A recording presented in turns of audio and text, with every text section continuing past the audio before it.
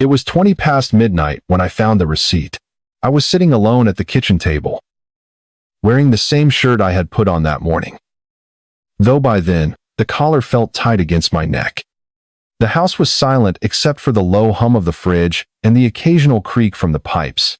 In front of me were three things: a glossy brochure from a small wedding venue near Malvern, an empty velvet jewelry box, and a narrow, crumpled receipt from a pawnbroker in Birmingham. 2 days earlier, I had been looking through that brochure with Judith beside me. We had discussed where Claire might sit during the wedding breakfast, whether we needed flowers on every table, and whether people of our age looked ridiculous having a first dance. Judith had laughed and squeezed my hand. "We are not dead yet, Graham." I had believed her. Now I could barely breathe.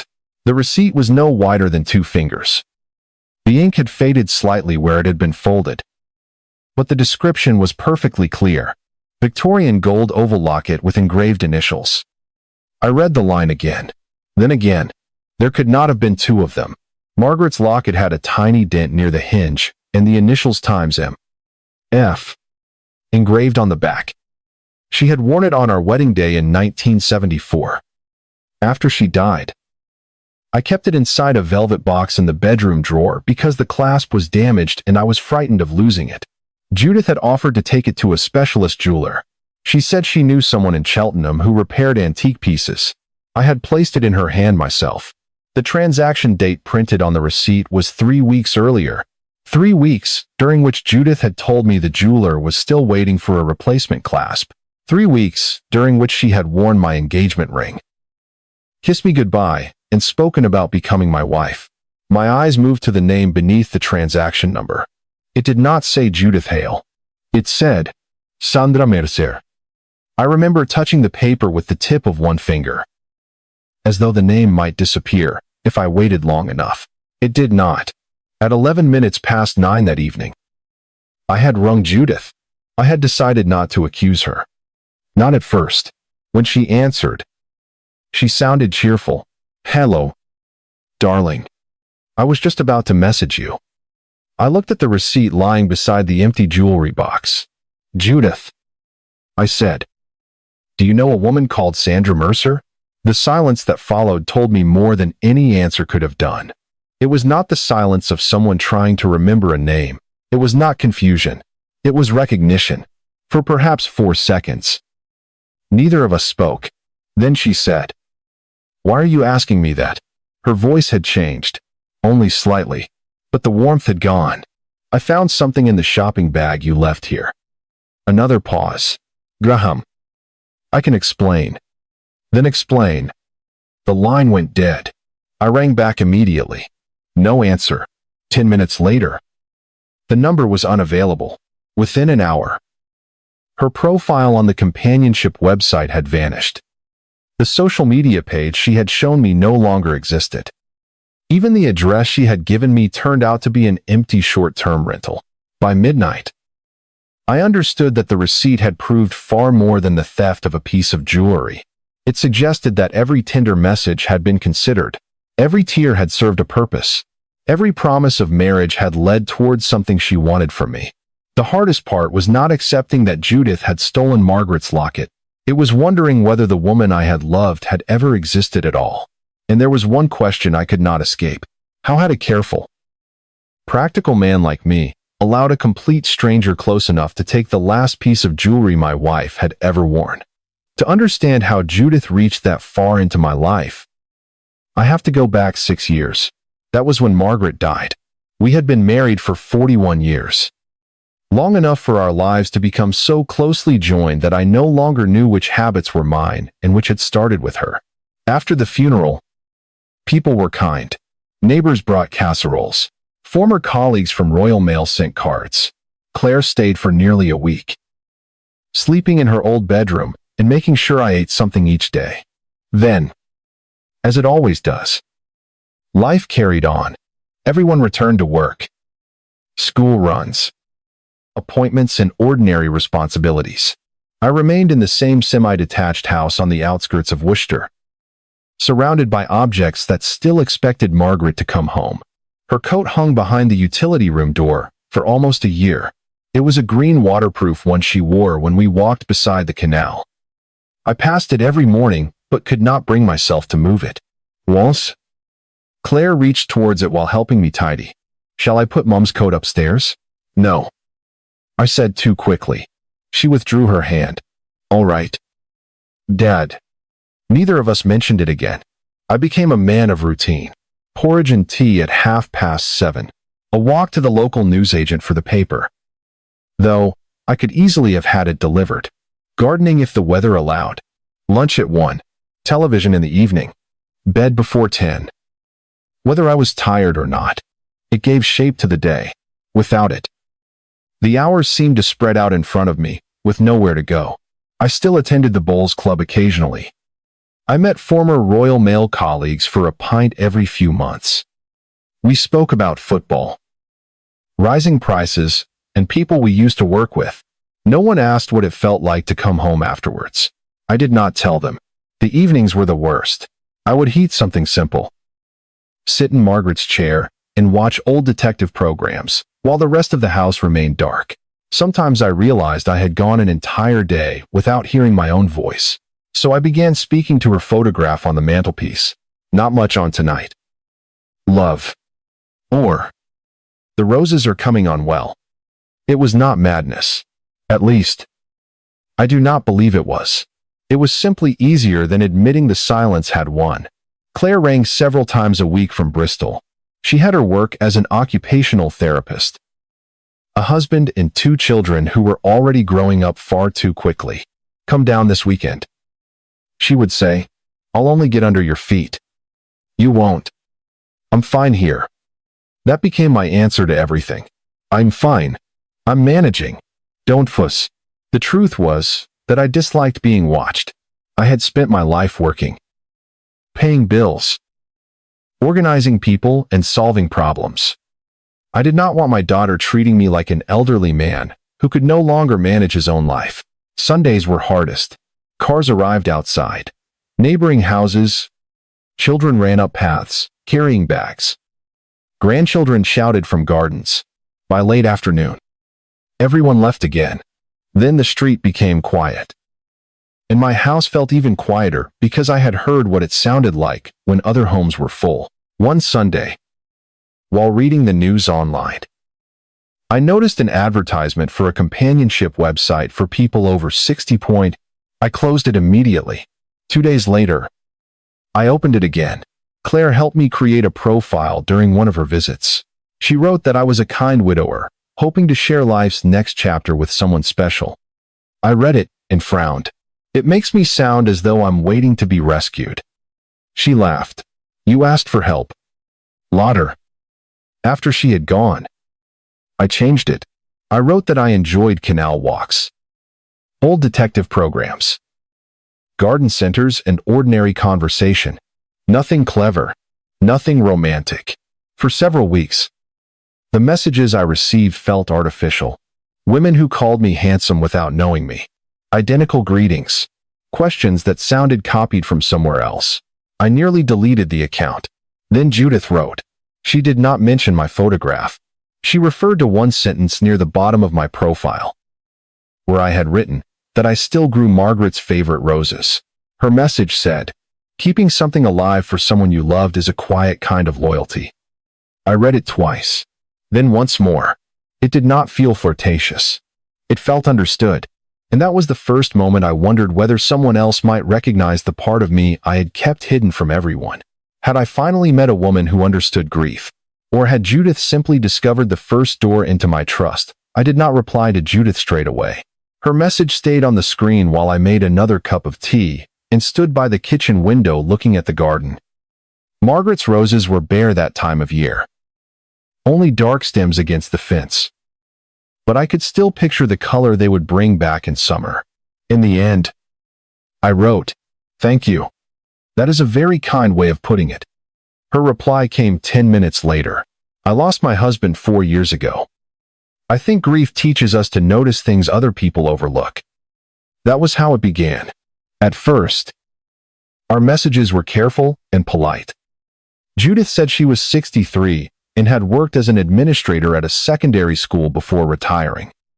She lived in Cheltenham and had been married to a man called Michael. She said he had died after a short illness. I still find myself buying 2 yogurts. She wrote once. Then I get home and remember. I understood that immediately. I told her I still sometimes reach for Margaret's favorite tea in the supermarket, though no one in the house drank it anymore. Judith never rushed me. She did not fill every silence with compliments or insist we were meant for one another. Instead, she asked questions that made me stop and think before answering. What do you miss most about being married? I nearly wrote that I missed Margaret, but that was too simple. So I told her the truth. I miss being expected. She understood. She said she missed returning from an afternoon out and knowing someone would ask how it had been. She described eating alone in restaurants, pretending to read the menu for longer than necessary so she would not appear uncomfortable. Once, she wrote, "Do you ever feel guilty when you enjoy yourself?" I stared at that question for a long while. Yes, I admitted. So do I. Then came another. What would Margaret have wanted for you? I almost closed the conversation. No one had asked me that before. Claire had encouraged me to get out more, but she had never put it in those words. I replied honestly. She would probably tell me to stop being so stubborn. Judith sent a laughing face. Michael would have said the same about me. She also asked about Claire, not about her address or income. Nothing that would have seemed improper. Is your daughter comfortable with you meeting someone? I think so. You think? She worries. That usually means she loves you. At the time, the answer reassured me. Judith began sending photographs. Nothing overly polished. A cup of coffee beside a rain-speckled window. A photograph of herself near the promenade in Cheltenham, wrapped in a scarf. A garden center trolley filled with compost and winter pansies. One afternoon, she sent a picture holding a paperback I had recommended. I found it. She wrote, "You had better be right about the ending." The photographs made her life seem ordinary. That mattered to me. Eventually, we exchanged telephone numbers. The first time she rang, I nearly let it go to voicemail. Her voice was softer than I expected. Calm. Slightly hesitant. With none of the confidence she showed in messages. Hello. Graham. Hello. This feels rather strange. Doesn't it? A little. Shall we pretend we are both better at this than we are? I laughed. After that, the conversation became easier. Judith had a way of ending our calls before they became awkward. I'll let you get back to your program, she would say. Or, I've taken enough of your evening. She always left me wanting another 5 minutes. After 3 weeks, she suggested meeting for coffee near Worcester Cathedral. I agreed. Then spent the next 2 days wondering whether to cancel.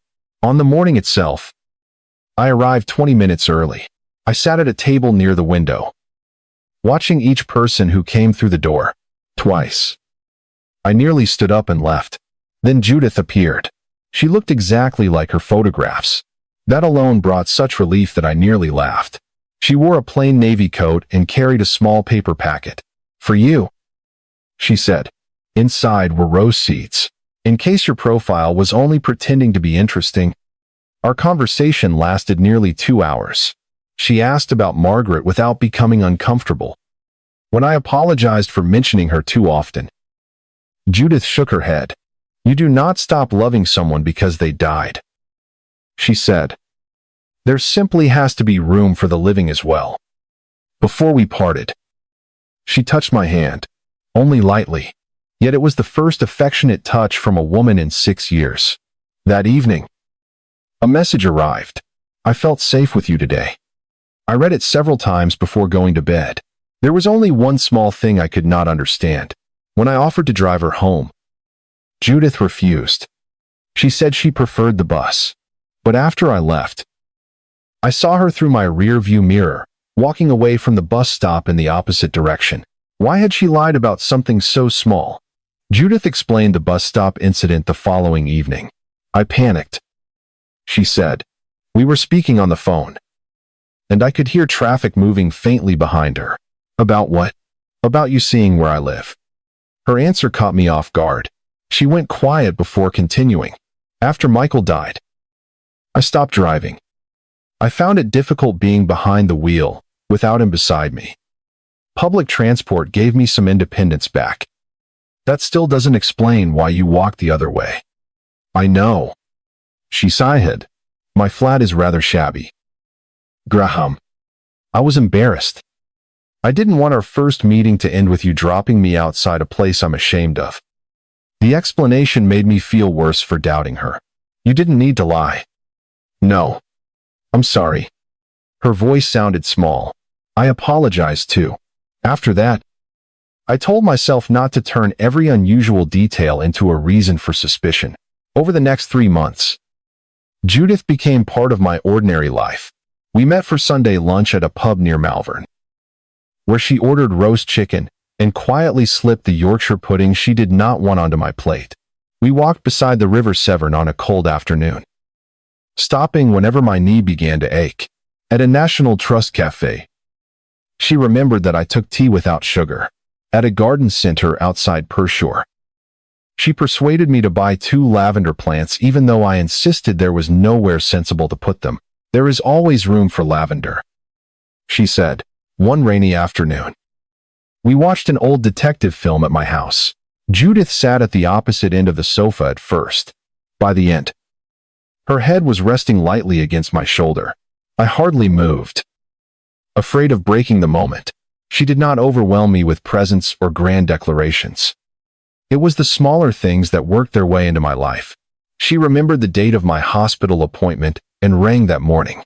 She sent a message on Margaret's birthday without needing to be reminded, thinking of you today. No need to reply. That sentence meant more than anything elaborate could have done. Ons. She cooked a simple chicken casserole in my kitchen. Before leaving, she wrote, reheating instructions on a piece of paper and fixed it to the fridge with a magnet. 10 minutes at 180. I read aloud. I know what you're like.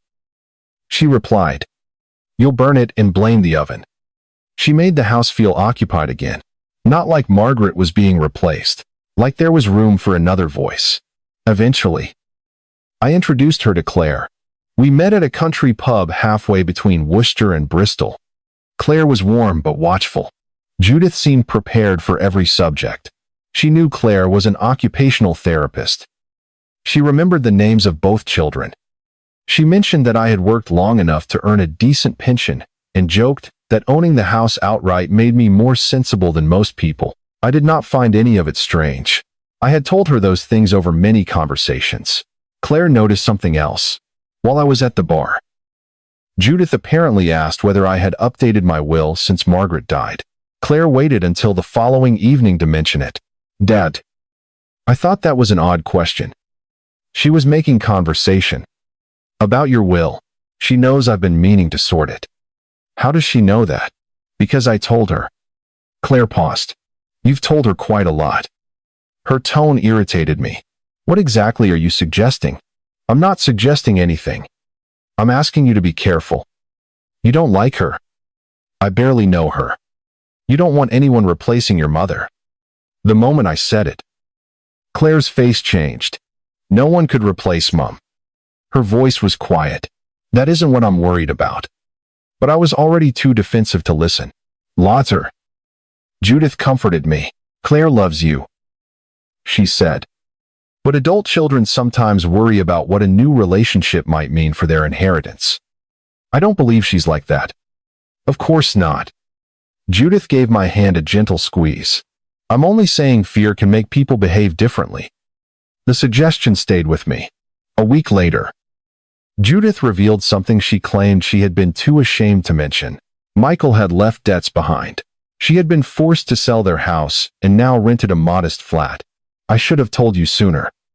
You've nothing to be embarrassed about. I don't want you thinking I'm interested in your money. She never asked me for help. That restraint made her confession feel honest. By the 5th month, I gave her a key to my house.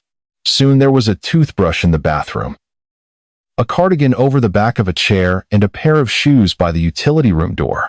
One evening, we looked through an old photograph album. Judith noticed the velvet box beside it. Inside was Margaret's Victorian gold locket. She wore it on our wedding day. I said. Judith lifted it carefully. It's beautiful. The clasp is broken.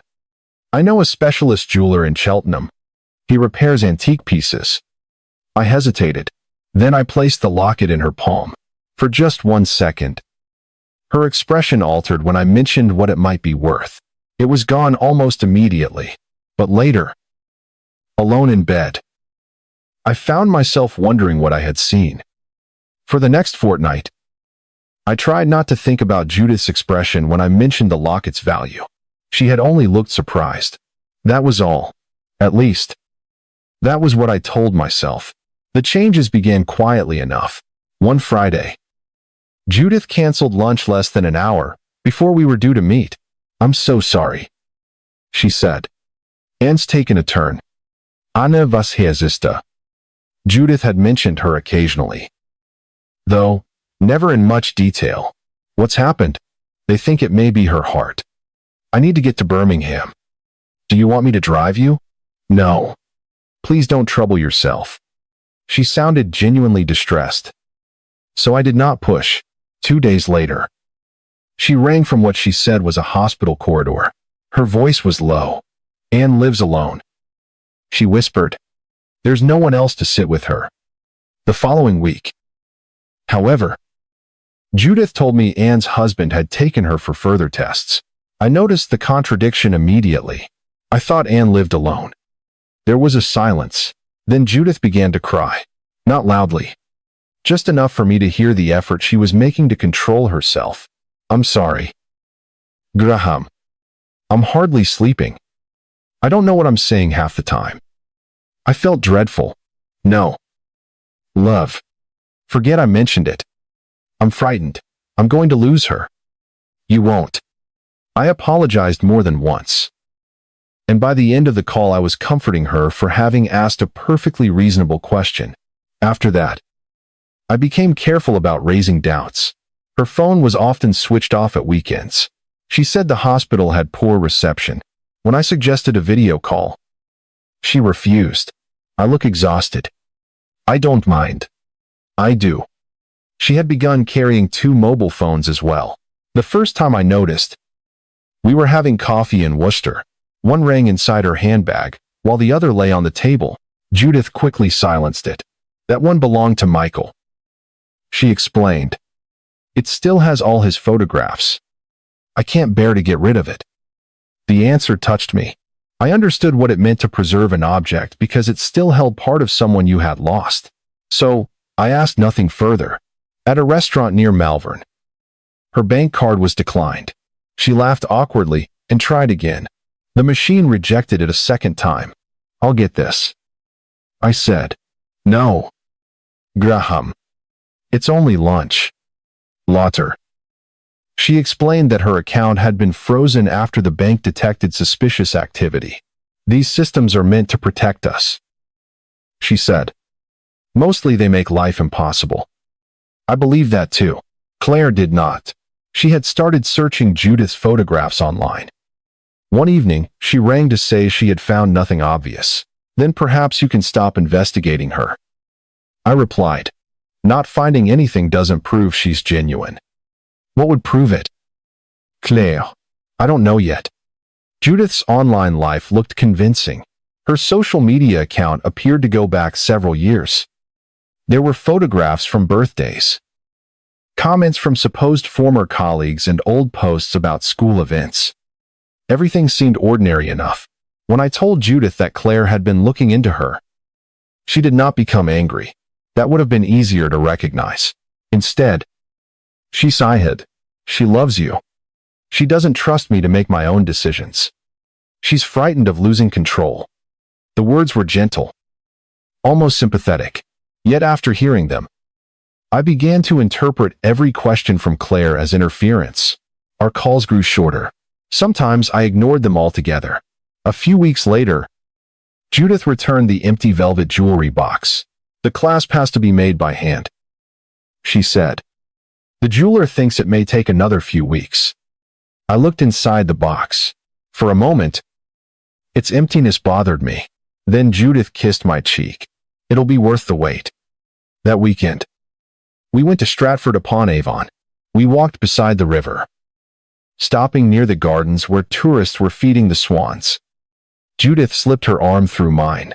We are too old to waste time, pretending we don't know what we want, she said. I looked at her. What are you saying? I'm saying I don't want to lose another year, being careful. The thought of marriage had crossed my mind before, but hearing her say it aloud made it feel possible. A week later, I took her back to Stratford, beside the River Avon, with my hand shaking more than I expected. I produced a modest ring and asked her to marry me. Judith covered her mouth. Then she said yes. For several minutes, I felt happier than I had in years. But before we left, she asked me not to tell anyone yet. Not until Anne is better. I agreed. Though the request left a faint unease, I could not quite name. Was Judith protecting an ill sister, or hiding me from someone else who had been promised exactly the same future? A week after our engagement, Judith rang just before 7 in the morning. I was still in my dressing gown, waiting for the kettle to boil. The moment I heard her voice, I knew something was wrong. Graham. I'm sorry. She sounded as though she had been crying for hours. What's happened? It's Anne. I gripped the phone more tightly. She needs treatment they can't arrange quickly enough through the NHS. The consultant says there's a private option, but they need payment before they'll confirm it. How much? Judith did not answer at first. Then she whispered, £4,800. The figures seemed oddly precise. I remember looking at the steam rising from the kettle and thinking that it was a great deal of money. But not impossible. I've got it, she said quickly. It's in a fixed savings account. I just can't access it for several weeks without losing a dreadful penalty. She paused. I'm not asking you. Graham, please don't think that. I don't. I'll find another way. What other way? I don't know yet. There was silence. She never asked me directly. That was important. If she had demanded the money, perhaps I might have stepped back. Instead, she made me feel that helping was my own decision. When do they need it? Today. I closed my eyes. Send me the details. No. Judith, I can't let you do this. We're getting married. That doesn't mean you have to rescue me. I'm not rescuing you. I'm helping your sister. She cried then, quietly, gratefully. By 10 o'clock, I had transferred the full amount. Judith promised she would repay me within 10 days. She called me her future husband. She said Anne would never forget what I had done. For several days, I felt useful in a way I had not felt since retiring. I had solved a problem. I had protected someone I loved. 10 days passed. The money did not return. When I asked, Judith explained that her savings provider needed additional paperwork. It's all being processed. I told her not to worry. Then another crisis appeared. Her landlord, she said, had decided to sell the flat. She had found somewhere else. But unless she paid the deposit immediately, another tenant would take it. This time, the amount was £12,000. I did not answer straight away. Judith noticed. It's all right, she said. I haven't said no. You didn't need to. Her voice became distant rather than angry. I suppose I misunderstood what being engaged meant. That isn't fair. I thought we were building a future together. We are. Then why is it still your money and my problem? The question unsettled me. Margaret and I had never thought in terms of separate money. Everything had belonged to both of us. Judith seemed to understand exactly which memory to touch. I'm sorry, she said, after a moment. Forget I asked. But she had not asked. Not plainly. That was the cleverness of it. I began looking at my retirement savings. I even mentioned that after the wedding, it might make sense to add her name to the house. Judith did not show excitement. She merely squeezed my hand and said, "Only when you're comfortable." That restraint reassured me more than enthusiasm would have done. Claire discovered the first transfer by accident. She came round on a Thursday afternoon while I was in the garden. A bank statement had been left open on the kitchen table. When I came inside, she was standing beside it. "What is this payment?" I took the statement from her. "You shouldn't be reading my post." £4,800. "Dad, it was a private matter." "Was it for Judith?" I said nothing. Claire's face tightened. This is exactly how romance scams work. She is not an online stranger. I've met her. I've held her. I love her. Real people can still be criminals. The word struck me as cruel. You've wanted her gone from the beginning. I want you safe. You care more about this house than whether I'm happy. Claire stared at me. For a second, she looked like the child she had once been. Then her eyes filled. "That's what you think of me." I should have apologized. Instead, I looked away. She picked up her coat and left without saying goodbye. That evening, Judith arrived unexpectedly. She sat beside me on the sofa and listened while I told her everything. "She'll come round," Judith said. "I don't know." "She's frightened." "Of losing me." Judith hesitated. "Of losing what she thought would one day be hers." The suggestion was quiet enough to sound reluctant. Then she rested her head against my shoulder. "Let's stop letting other people decide our future." "What do you mean?" "Move the wedding forward." She suggested a small ceremony within 6 weeks. No fuss. No long planning. Just us and a few witnesses. The idea felt reckless, but also wonderfully certain. The following morning, Judith left early for Birmingham. Before going, she borrowed my old canvas shopping bag. "I'll bring the locket back," she promised. The clasp should finally be ready. I watched her walk towards the road, carrying the bag over one shoulder. By then, I was seriously considering transferring the £12,000. Would I send it before Claire found the proof she was so certain existed? Claire did not ring me the following day. That unsettled me more than I expected. Usually, even after an argument, she would send a short message asking whether I had eaten or reminding me about an appointment. This time there was nothing. I told myself I preferred it that way. I was 70 years old. I had managed staff, budgets and delivery schedules for decades. I did not need my daughter checking every decision, as though I had suddenly become incapable of making one. Still, each time, my phone lit up. I hoped it was her. It never was. Claire had not given up. I learned later that she had contacted the companionship website and asked whether Judith's account had ever been reported. They would not share private information, but they promised to review the profile. She then searched public records for Judith Hale in Cheltenham. There were several women with that name, but none matched the history Judith had given me. No widowed former school administrator of the right age. No clear connection to the address I had been shown. Claire even rang the school where Judith claimed to have worked. She told the receptionist she was trying to contact a former member of staff. No one remembered Judith. When Claire finally rang me, her voice was careful. "Dad, I need you to listen. I've already told you to stop. The school has no record of her. Perhaps she used another surname when she worked there. She never mentioned that. People leave jobs. Records get lost. Claire Sahil, you're finding explanations for everything. Because there are explanations. What if there aren't?" I ended the call, almost immediately. Guilt settled over me, but pride kept me from ringing back. That afternoon, Judith sent a photograph from what appeared to be a hospital corridor. The lighting was harsh. A row of plastic chairs stood beneath a blue sign. Judith had written, "They've taken Anne for more tests. I'm frightened. Graham." I showed the photograph to no one. Claire saw it later only because she came to the house while I was making tea and noticed it open on my tablet. She studied it. "This isn't Birmingham."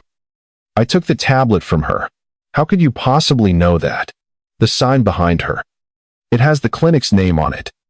Claire enlarged the photograph. The lettering was blurred, but still visible. "It's a private clinic in London. It could be an old photograph." Why would she send an old photograph and pretend she was there now? She didn't say when it was taken. Dad, please hear yourself. I felt anger rising again. Not because Claire was necessarily wrong. Because a small part of me feared she might be right. Judith rang shortly afterwards. Her voice trembled. The deposit has to be paid today. If it isn't, the flat will go to someone else. I'm trying. I know. I'll arrange it. Before the end of the day, she sounded desperate. Yes. I logged into online banking as soon as the call ended. I entered the amount, £12,000. My finger hovered over the confirmation button. Then a message appeared. This payment requires additional verification. Please contact your branch. I swore under my breath. The bank had never questioned me before. I rang the number. But after nearly 20 minutes on hold, I gave up. I would visit the branch the following morning. That evening, I stood in the kitchen preparing tea and trying not to think about Claire's warning. Judith's canvas shopping bag was lying on one of the chairs. At least, I thought it was hers. We both owned similar bags. Mine had a faded red seam near the handle. The one on the chair did not. She had taken mine by mistake and left hers behind. I moved it so I could sit down. Something inside tipped over. I opened the bag only to put it right. There was nothing unusual at first. Tissues, a paperback novel, a bottle of water, several supermarket receipts, a folded umbrella. At the bottom lay a narrow strip of paper, crumpled down the center. I picked it up, intending to throw it away. Then I noticed the heading. It belonged to a pawnbroker in Birmingham. My eyes moved down the receipt.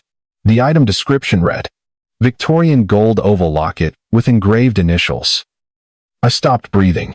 The transaction date was 3 weeks earlier. 3 weeks earlier. Judith had told me the locket was still with a specialist jeweler in Cheltenham. I read the description again, hoping I had misunderstood it. Then I saw the customer's name. Not Judith Hale. Sandra Mercier. The kettle clicked off behind me. But I did not move. I stood alone in the kitchen holding the first piece of paper that Judith had never intended me to see. Who was Sandra Mercier? And how many other men had trusted her with far more than a piece of jewelry? For several minutes, I stood in the kitchen telling myself there had to be an explanation. Perhaps Sandra Mercier was a friend. Perhaps Judith had asked someone else to take the locket in because she had lost her identification. Perhaps the pawnbroker offered repairs as well as loans. The thoughts came quickly, each one less convincing than the last. I read the receipt again. Victorian gold oval locket with engraved initials. There was a transaction number beneath it. My hands were shaking so badly that I entered one digit incorrectly when I rang the pawnbroker. I took a breath, tried again, and waited. A man answered. I explained that I had found one of their receipts and believed the item listed belonged to me. I'm afraid I can't discuss customer details. He said, I understand.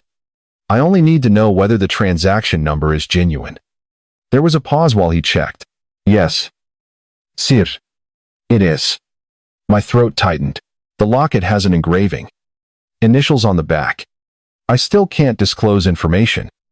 They are M.F. The year is 1974. The man went quiet. When he spoke again, his tone had changed. I strongly advise you to contact the police. So it is there. Please contact the police. Sir. I ended the call and sat down. The empty velvet box was still upstairs in my bedroom drawer. For weeks, I had believed Margaret's locket was being repaired by a specialist jeweler in Cheltenham. Instead, someone had carried it into a Birmingham pawnbroker and exchanged it for money. I should have rung Claire. I should have called the police immediately.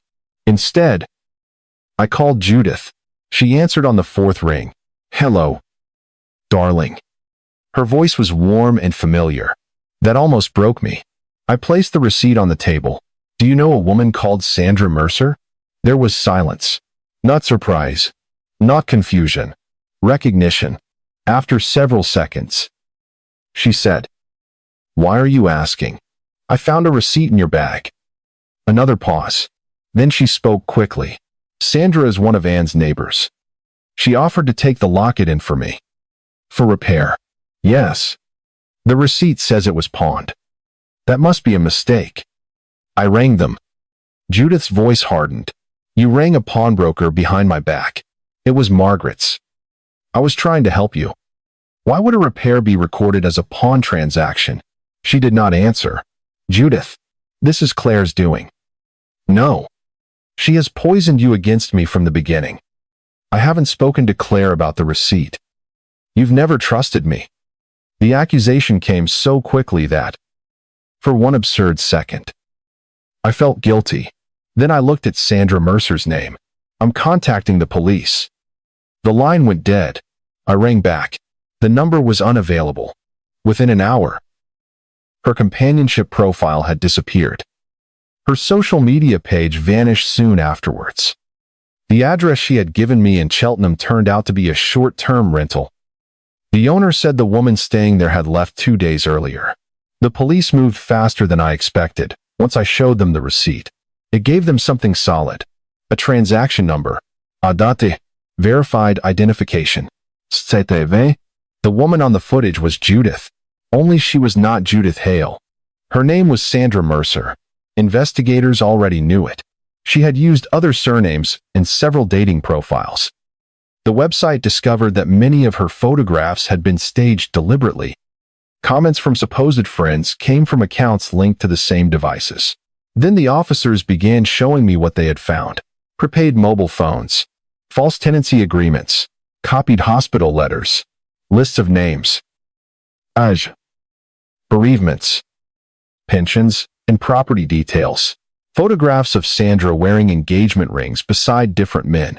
I recognized the navy coat she had worn on our first meeting.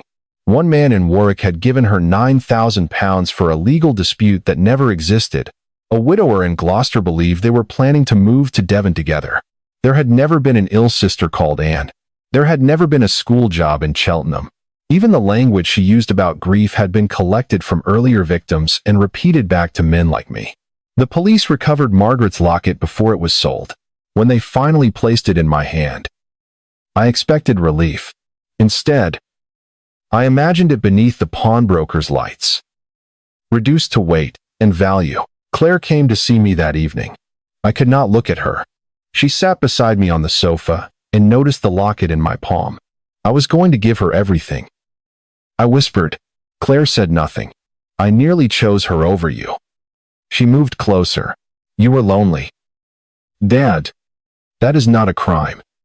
Her hand closed gently around mine. What she did with your loneliness is. That was when I finally broke down. But even with Sandra identified and the locket returned, one fear remained.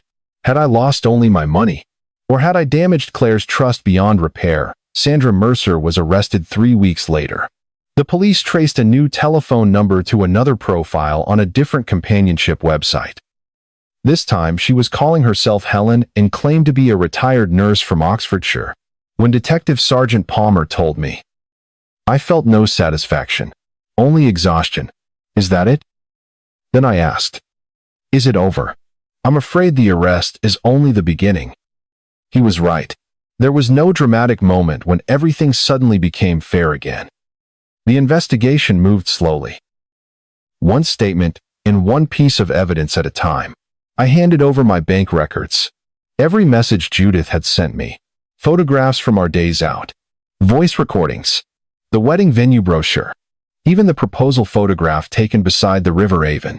Each item that had once felt private and precious became part of a police file. During one interview, an officer read several messages aloud to confirm when they had been sent. I've never felt safer than I do with you. You are the future I thought I'd lost. Soon we won't have to say goodnight over the telephone. I sat opposite him with my hands folded tightly in my lap. Hearing those words in a police station stripped them of all warmth. They sounded rehearsed, almost childish. I know this is uncomfortable. The officer said, that's one word for it. You've nothing to be ashamed of. People kept telling me that. It took a long time before I believed them. The £4, 800. I had transferred for Anne's supposed treatment was traced to an account Sandra controlled through another name. Some of it had already been moved. But the police froze what remained. They warned me I might recover only a portion.